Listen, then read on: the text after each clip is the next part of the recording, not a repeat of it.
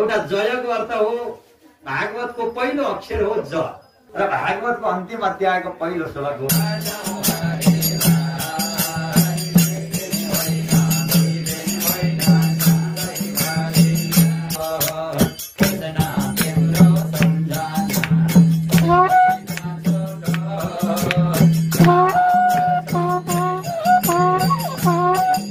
तीनवटा वेद भन्ने अर्थ गर्छ।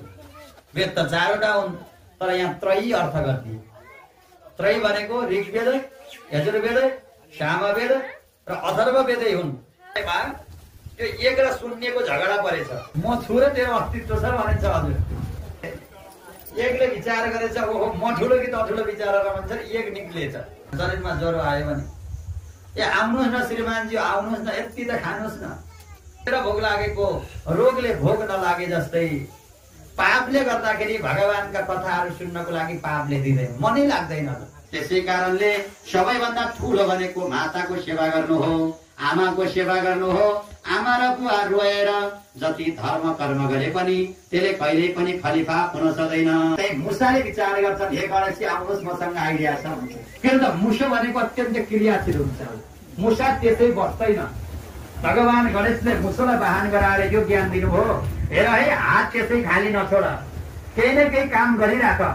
हजुर मेरो पृथ्वीमा बस्नुहोस् भनेपछि आज पृथ्वीमा मुसाले राखेपछि के गर्न लाग्यो भनेको त त्यही नजिकै शिव र पार्वतीलाई आज वरिपरि मुसाले घुमाइदिए। हजुर 7 चोटि वरिपरि घुमाउँदा बित्तिकै भगवान शिवजी प्रसन्न हुनुभयो। मलाई घुम्नु भनेको सारा पृथ्वीका तीर्थ घुम्नु हो, सारा पृथ्वी परिक्रमा गर्नु हो भनेर भगवानले लड्डु गणेशलाई दिनुभयो।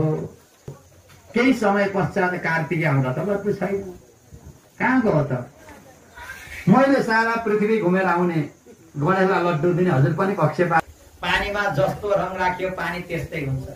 पानीको आफ्नो रङ छ र यो हाम्रो यो खुरकोट जस्तै काम छ नि खुरकोटवासीका, यी सारा यी खुरकोटवासीलाई वैकुण्ठ लैदिनुहोस् भन्नुभयो।